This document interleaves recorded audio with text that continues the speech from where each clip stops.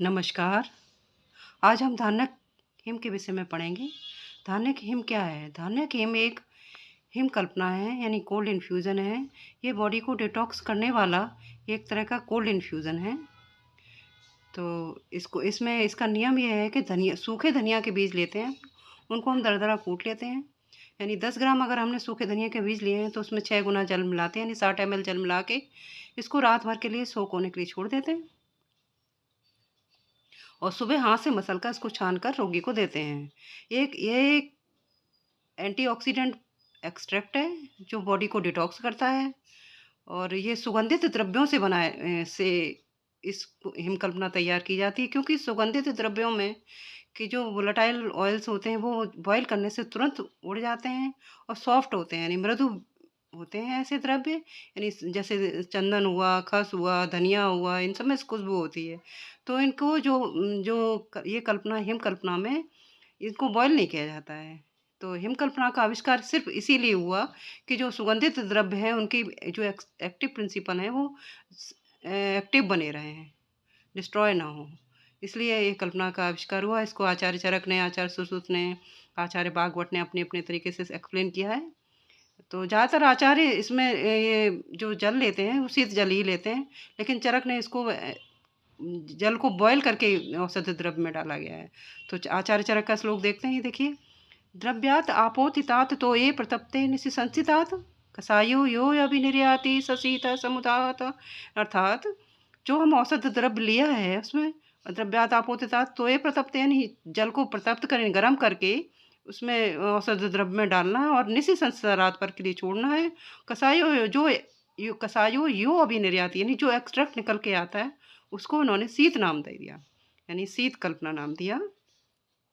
यानी ड्रग का एक भाग अगर ड्रग लेंगे तो उसका 6 गुना 6 टाइम इसको इसमें जल मिलाएंगे और उससे इसको हिम कल्पना को तैयार करेंगे, यानी शीत कल्पना को तैयार करेंगे। आचार्य बागभट्ट ने कहा, शीतो रात्रि द्रव्ये स्थिता। रात भर को औषधि द्रव्य को रात भर उसमें जल में भिगो के रखते हैं, ये इन्होंने बोला है, इन्होंने भी यही बोला है। और आचार्य सारंगधर ने कहा, क्या कहा है? छुंडम द्रव्य फलम सम्यक षड्भी नीरपले प्लुतम निशोषितम हिम सस्यात् तथा शीत कषायक। तो आचार्य सारंगधर ने भी कहा है, यानी छुंडम द्रव्य, औषध द्रव्य को ये कूट करके छोटा करके यानी एक पल द्रव्य लेते हैं, उसमें षड्भी नीरपल यानी छः पल उसमें जल मिलाते हैं और रात भर के लिए छोड़ते हैं। निशोषितम हिम सस्यात्, और जो अब्जॉर्ब कर लेता है, जो एक्सट्रैक्ट तैयार होता है उसको उन्होंने शीत कषाय नाम दिया है। ठीक है, इस तरह से। यानी यहाँ एक पल मतलब 4 तोला, 4 तोला मतलब 46 ml, इस तरह से ये मात्रा हुई।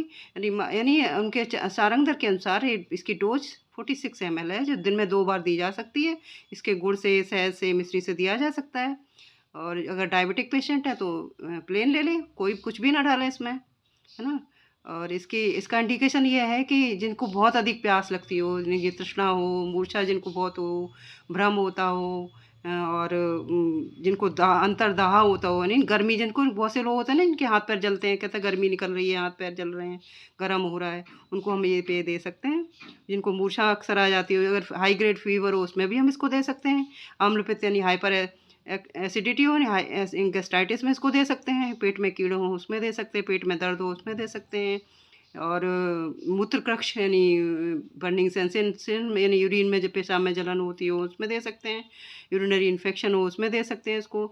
और चूँकि ये बहुत अच्छा बॉडी डिटॉक्स करता है तो स्किन को अच्छा करता है, यानी इसको पीने से स्किन चमकदार बनती है।